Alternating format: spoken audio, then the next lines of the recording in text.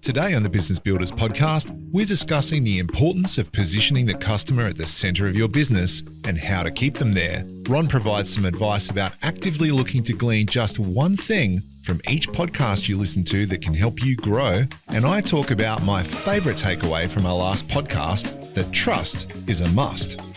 So welcome to the 11th episode of the Business Builders podcast. We are your hosts. I'm Brenton Gowland. And I'm Ron Tomlin. Now, Brenton, the response to our last episode on building resilience with Kristen Rayson has been outstanding. It seems to have really resonated with our listeners. Yes, it did. And even to the point where I actually had some of my clients talking about the podcast and resilience and so forth. And I always find that's a great thing. And the big takeaway for me and the people that I've been speaking to that have been listening is that at the heart of building a resilient team, it starts with trust. Trust with your staff, trust with your suppliers, trust with your customers. So that was my key takeaway. Trust comes first. And not surprising, really, when you think about it, any relationship is based on trust.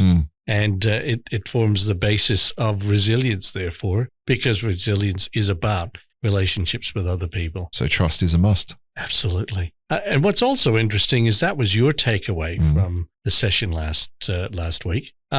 It, funnily enough, happens to be mine, but it's interesting to find out what the one thing, because we've discussed before, I'm a great believer in having one thing out of anything you do and acting on it. So it'll be interesting to see what we're talking about today, because you said trust is important with customers as well. It'll be interesting today to see what people have to say about the one thing that they took away from our discussion. Yeah, and of course, our discussion today is about getting the client, the customer at the center of our businesses, which is hugely important. So, in other words, building trust with clients where our clients, are an active part of our thinking when we actually develop strategies and plans and so forth. So our businesses are all about the customers. So trust has to be right at the heart of that. And before we continue, I just want to say I really agree with what you're saying about, in my way of thinking, gleaning one thing from what you listen to in a podcast. Like I listen to audiobooks and all sorts of bits and pieces, and just finding that one nugget that can really change something in your business or take you to that next level or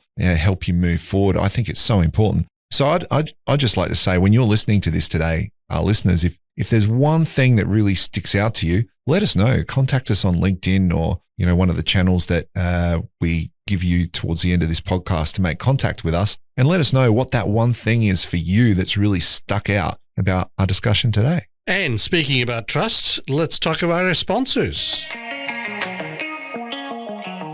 Absolutely. And one of our key sponsors is Borough Markets. If you're looking to grow your business online in what is an incredibly competitive environment, Borough Markets has an excellent track record of helping SMEs do just that in a very affordable way. And they might just be able to be the catalyst for your growth in your business as well. So please check out our latest sponsor, Borough Markets, at www.boroughmarkets, spelled BOROUGH, markets.com.au. Great. And we'd like to recommend the SA Business Builders Network, who we're both a part of.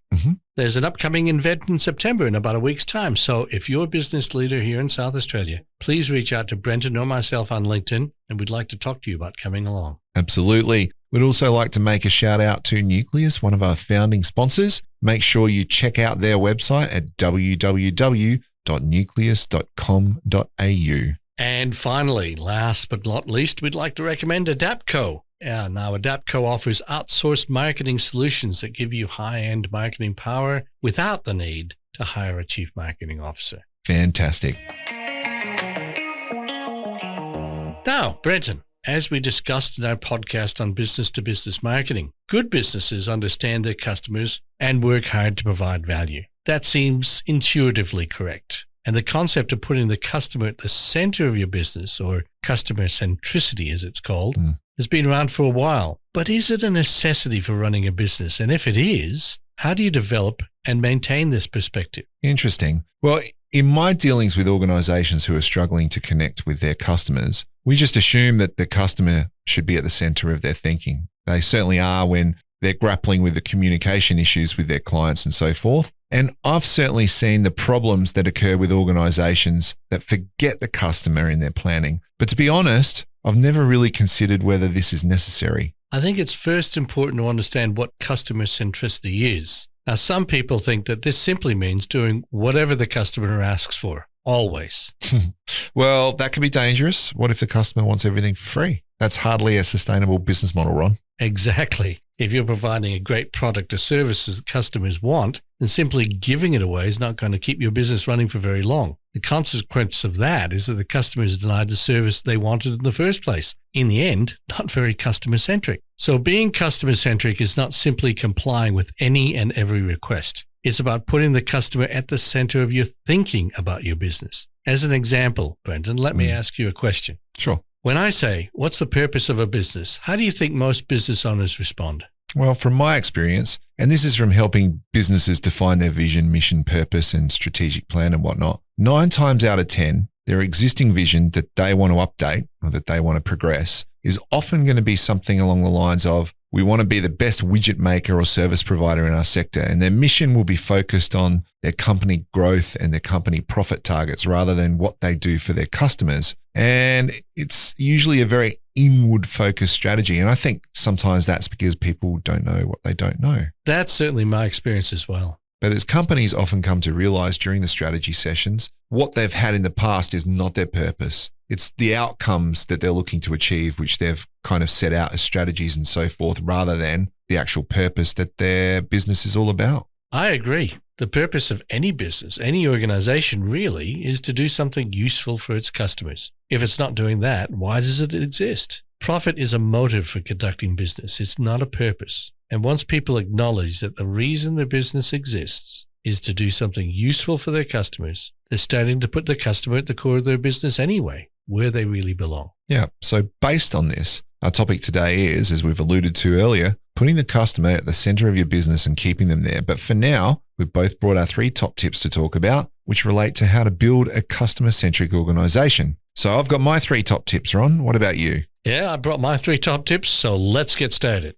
Firstly, and it may sound obvious from what I've said above, define your purpose from the perspective what you usefully provide to your customer. Try to think of it from their perspective. Yeah, 100%. I found that a lot of businesses grapple with that, but once they get that right, it really opens up their thinking and gets them pointed in the right direction. That's great. And here, it's important to think about the real value you provide to your customers, not just what you make or what you do for them. Get to the core of what value you provide them. As an example, a restaurant might provide food and service, but is this the real value to customers? Or is it the social experience with friends and loved ones? There are some famous examples that miss the boat because they define themselves by what they did instead of what value they provided to their customers. Kodak comes to mind. They defined themselves as a company that makes great films, when in fact, they weren't a film company at all. They were a company that helped people create memories. Yeah, absolutely. And I think it's just as important to make sure that this purpose is understood not just at the top levels of a company, but right the way through.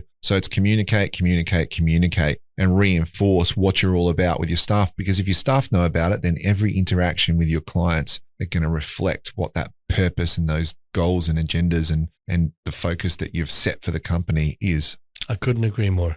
Ideally, it's going one step further, though. I think it's not just about communicating after the event, but involving staff in development of that purpose, making sure that they're on board by engaging them in the creation of that purpose for the organization. Well, that tends to be what we do when we're doing vision, mission, values, and strategic plans and so forth, because that purpose, let's say it's the vision and the mission that we're talking about here that a company establishes. And it's why it's so important to have that kind of solid direction, because that then influences what the values are that the business holds dear. And if you then, if you've been in larger businesses, they've got value kind of posters all around the place, or, they communicate in certain ways. Having that communicated through the business means you start to live, breathe, eat, think in that kind of way. Yeah, the only way you really know the values of an organization is through behaviors. That's 100% correct. Okay, let's move on to tip number 2. Absolutely. And this may be a precursor to tip number 1, but I'll go with it anyways. Spend time looking at what you do from the customer's viewpoint. As the First Nation peoples from the Americas would say, walk a mile in another man's shoes. If you accept that the purpose of a business is to do something useful for customers, then it becomes critical to understand what would be useful to them in the context of what you can provide as a business. And the sources of information that are available to you are legion. Some people think that they've got to spend a lot of money on doing market research, but the truth of the matter is you can use market research, but you've got information from interacting with your customers, just asking them the questions, getting groups of customers to sit down and talk to them about their experience and what's important to them. Talk to frontline staff. They're interacting with customers all the time. They might have different perspectives, but they certainly can provide part of the perspective to you about what's important to customers. I always like to say, if you want to find out where you are at any given time, you look on your phone, that phone is using a triangulation mechanism. Okay, it's bouncing off different points. And that means getting at least 3 sources of information to find out where you are. I think the same is true with customers as well. You need a whole bunch of pieces of information or sources of information so that you can get a good handle on where you are from the customer perspective. And never underestimate the power and the information value in complaints.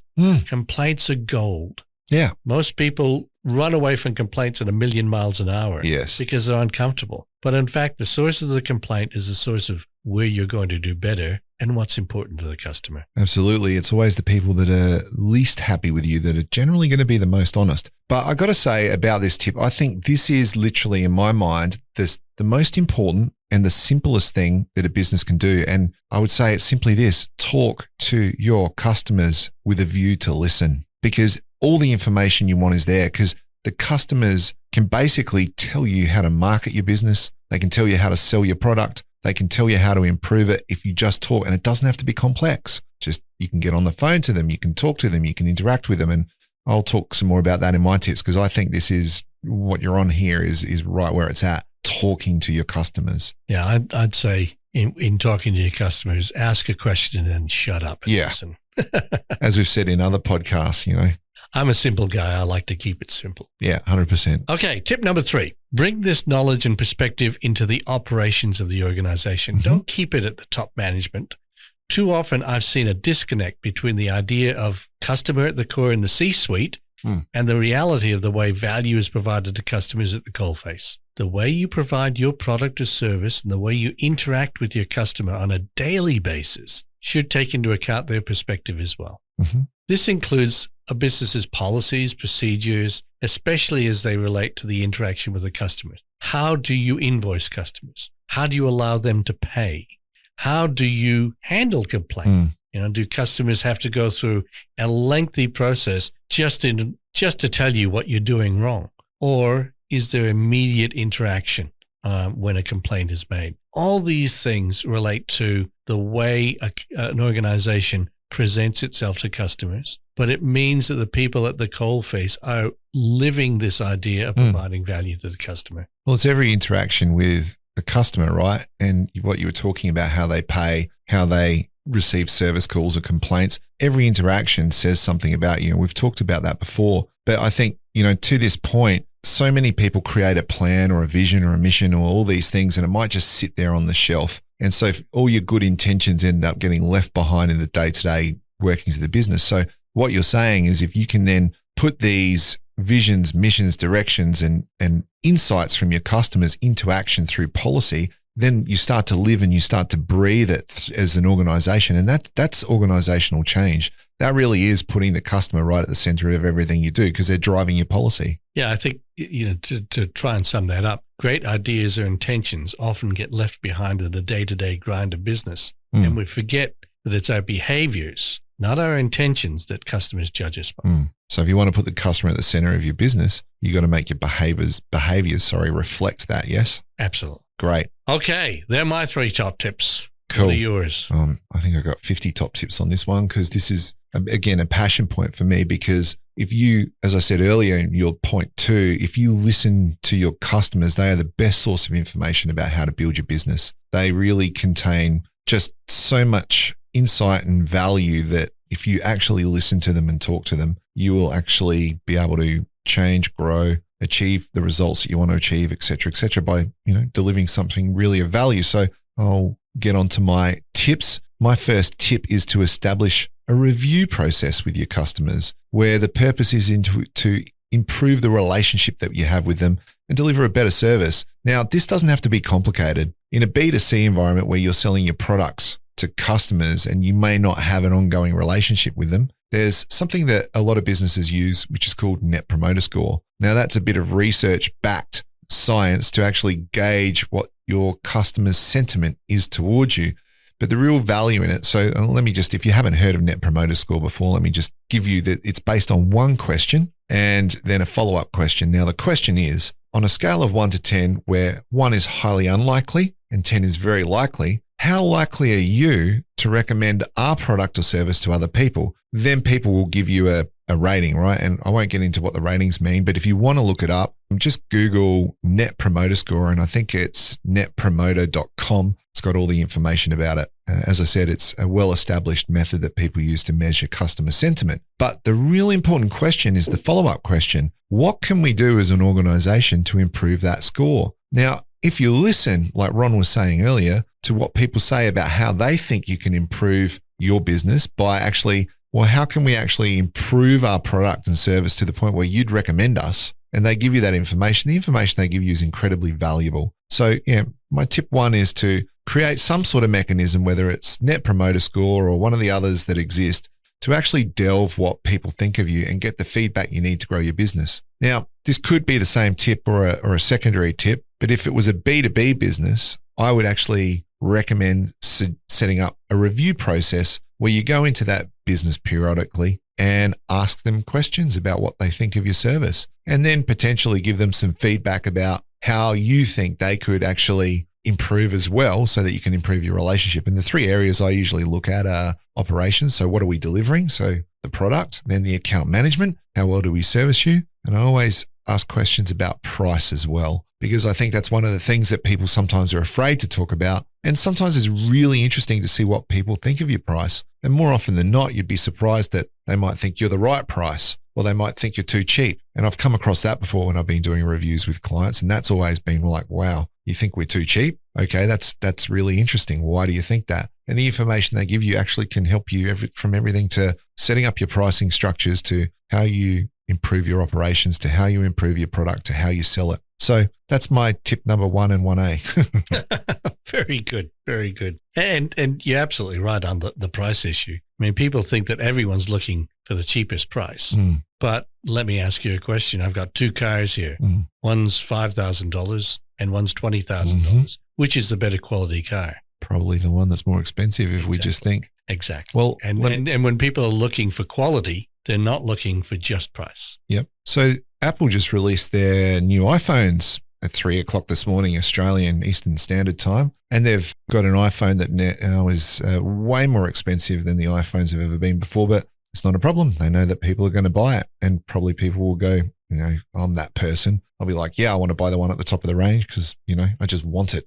So yeah, price isn't always the thing. And Apple are a great example of that. They haven't, been a company that's discounted. They've been a company that's focused on quality rather than price. Yeah, there are legions examples of people who put up their price and sold more because people value it. Because it's a quality equation. So don't be afraid of talking to your customers about price. Sure, you will always get someone who says, just make it cheaper. But if you really delve and you really listen, you'll find out, right where you should be positioned as well, or at least you'll get some insights into what people think. So my next tip is to develop buyer personas for your customers. Now, if you don't know what a buyer persona is, because I could see that in your eyes that you want me to explain that, Ron, but buyer persona is a fictional representation of your customer, their wants, needs, goals, challenges, etc., etc. Now, while it's a fictional representation, you build a buyer persona, and I would just recommend that you Google it because there's a million examples of how this is done. And if you need help with it, that's when you talk to people like myself or Ron or your marketing team, etc., etc. But a buyer persona is built by asking questions of your customers. And what you'll end up with, like a company might end up with 7 buyer personas, and they understand that we're selling to 7 different types of people, but we might need to speak to those people slightly differently. You can call it segmenting, you can call it whatever else, but at the heart of it, it's understanding your target market. So those buyer personas really help you understand, who are we selling to? What value do we offer? How can we help them? And how should we market to them? And that's about getting the customer again into your consideration of how you conduct your business. Like with some customers, we've even had buyer personas where we will literally stick A4 sheets of paper in front of them, the 7 different buyer personas. So when they're talking to these people, they can go, this person's a this particular persona or this person's a this particular persona. And if they've got a CRM, then as in a piece of software that then helps you manage and collect contact information, et cetera, you can then say that these people, and you can actually set them up as those particular buyer personas in your CRM and then send different marketing communications out to that group, different marketing communications out to that group. So you really start to become specific in how you communicate with people. And people appreciate that because the more you talk to people, they get bombarded with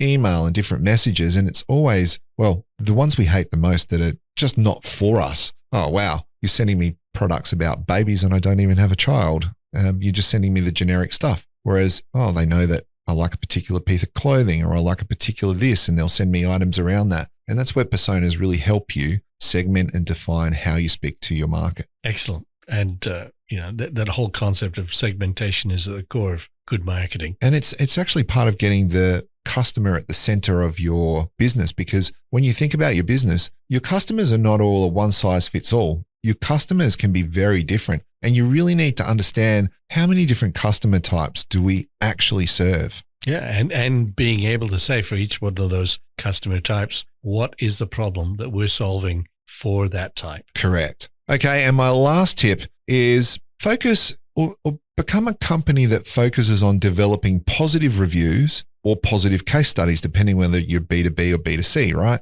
So you're going to need to explain this, because being customer-centric in this doesn't seem to gel with me. Explain more. Right, okay. So what I mean by that is, obviously, if you're in the digital world at the moment, there's obviously, I probably shouldn't. There are a number of different ways that you can establish trust with people, right? Back to our conversation about the previous podcast with Kristen. One of those ways is through product reviews. Now, restaurants are probably one of the groups that come to mind the most. They survive on customer reviews on Google and different platforms, et cetera, but so do a bunch of other companies. Loan companies might use software called, or pieces of software from Trustpilot to product review to whatever else. You see those on the website and they'll actually have customers' views on what they think of the product or service. And now there'll be negative reviews and there'll be positive reviews. And what I'm talking about, if you become a company that focuses on how do we develop positive reviews, you're going to have the customer at the front and center of your mind. If you become a company that goes, we want to create great case studies, then you're going to be working very carefully with your clients to deliver on their expectations or exceed them, so that once you've done the piece of work, you can use that piece of work as a sales tool. So that's what I mean. If you want to develop positive case studies or positive customer reviews, it means you need to focus on those groups to see how you can actually do that in an organic or a planned fashion. Okay, you've won me over. I agree. Okay. It's a mechanism for making sure that you're always trying to keep the customer at the forefront. Yeah. And Fantastic. Look, again, that's restaurants' bread and butter. I know so many people who run venues and they'll be like, can you give us a positive review? Can you give us a positive review? And they bend over backwards to treat people really, really well, because that's what's driving them. And I mean, Uber and all these other platforms have actually driven that in the past, in the sense that, you're a 5-star Uber rider, you're this. So we want to give better service because we're focused on developing good reviews. Yeah. It's a nice carrot and stick type of approach. I like it. Yeah. In terms of practicality. So as a result of our discussion today and the top tips that we provided, I would say we've established customer centricity not as just a quaint nice to have. It's actually crucial to business sustainability. Absolutely. And it's not just something that's done once and forgotten. Markets change, customers change, and helping keep in touch with these changes and modifying your business accordingly is all about keeping this as a progressive part of our business. So for instance, if you're making a customer persona, you should always be checking it, like a buyer persona, as I was talking about earlier. If you're talking to the market about your product at, this particular time of year, you should always then be double checking with them and have mechanisms in place to go back and make sure that you're still on the right track, because a strategy is a living, breathing thing. Yeah. I just think about yourself. Am I the same person I was 20 years ago? No. Absolutely not. I've changed, unfortunately. Every time I look in the mirror, I looked at some old photos earlier and I looked in the mirror today. I'm like, wowee, I really need to start working on myself. So if we're changing, that Yes. means our customers are changing as well. 100%. Yep. And if you like the podcast, as we said earlier, there's some real importance in being able to glean useful bits of information for yourself. And we would love to hear any useful bits of information that you've got out of the podcast. What's of most value to you? Because to our point, we need to listen to our customers as well, or we need to listen to you, our listeners, to make sure that we're bringing you information that's useful. So finding out what you find useful helps us build content for the future. So you can contact Ron Tomlian on LinkedIn or Brenton Galland on LinkedIn and let us know your thoughts. And that'd be really appreciated. And we might even turn some of those thoughts into actual episodes. And please remember to check out our sponsors. There's Nucleus at nucleus.com.au. Yep, Borough Markets at boroughmarkets.com.au. That's spelled BOROUGH markets.com.au. And Adaptco. And don't forget SA Business Builders. Oh, yeah. SA Business Builders as well. They're on LinkedIn. Yep, we'd really appreciate you checking out our sponsors, even if it's just a look at who they are and what they're doing. Anyway, thanks for joining us. We hope you found this podcast useful, and we will see you in the next fortnight. So we managed to get in 2 weeks this time rather than the 4 that we've been doing. Yeah, let's keep it up. It might be due to this studio that we've got now. Yeah, it's much better, isn't it? It is, and we thank Borough Markets for providing that for us. Yeah, thank you very much. Yeah, Ron, I will see you in 2 weeks' time. See you in the next episode. Bye for now.